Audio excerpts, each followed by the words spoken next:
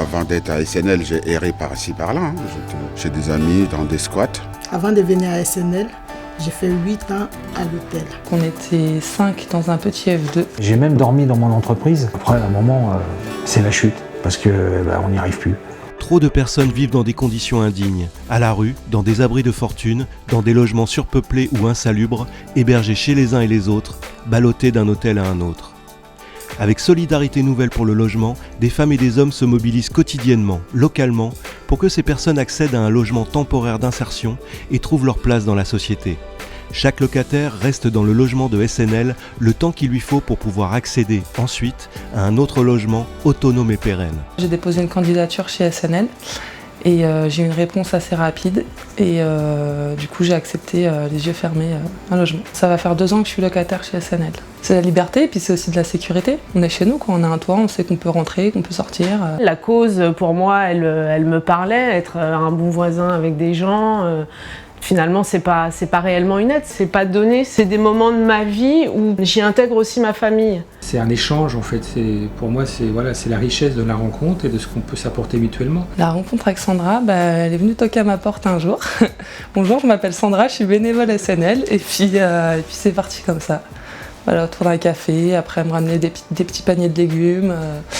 Après voilà, on se rejoignait au terrain de basket devant l'école pour faire jouer les enfants. Cécile, elle fait justement partie des personnes avec qui on a créé un lien et que maintenant c'est plus une relation bénévole-locataire. Pour moi, elle fait partie de ma vie. On s'enrichit aussi et puis on voit aussi notre quotidien de manière différente. SNL a cet avantage d'être une association qui pour moi ne prend pas de temps. Tu donnes le temps que tu veux et quand tu veux. Ça s'est passé pour l'emménagement, donc moi je m'y retrouvais assez bien parce que ça nécessitait de faire un peu de bricolage à un temps donné. Je tournais en rond et j'étais toute seule. Et là, je suis entourée, vraiment entourée.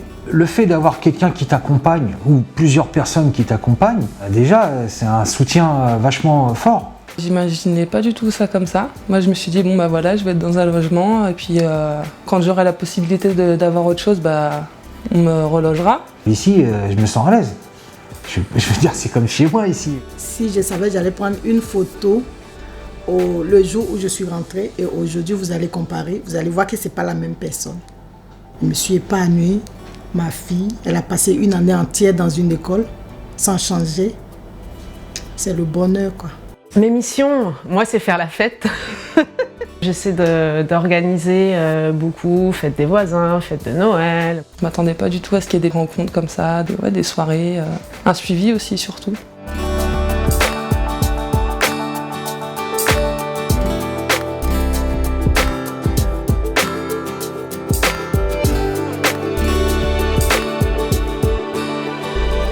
Les logements sont repérés à la fois par des collectivités qui peuvent avoir un terrain, une maison, qui voudraient le confier à notre association. Ça peut être des particuliers, par des associations aussi qui peuvent être intéressées. On peut avoir à la fois un terrain qu'on achète ou des logements qu'on achète et qu'on réhabilite. Ça peut être un bail à réhabilitation et puis sinon ça peut être aussi de la mise en gestion. Et dans tous les cas, on réhabilite avec les meilleures normes environnementales pour pouvoir en tout cas réduire au maximum les charges des locataires. Pour moi, le rôle d'un travailleur social chez SNL, c'est de permettre à la personne de régler les difficultés importantes du départ. Donc on va ouvrir des dossiers de financement, on va ouvrir les droits, on va travailler sur la question de la santé, on va travailler sur la question des relations familiales, du logement, parfois du travail. Mais ça sert plutôt d'appui pour une relation qui va permettre une prise de conscience des réelles possibilités, des envies, et permettre tout simplement à la personne d'être debout, d'être elle-même et d'être volontaire dans sa vie. Avec tout le monde qui était autour de moi, ça m'a donné l'envie de me lever, de me battre.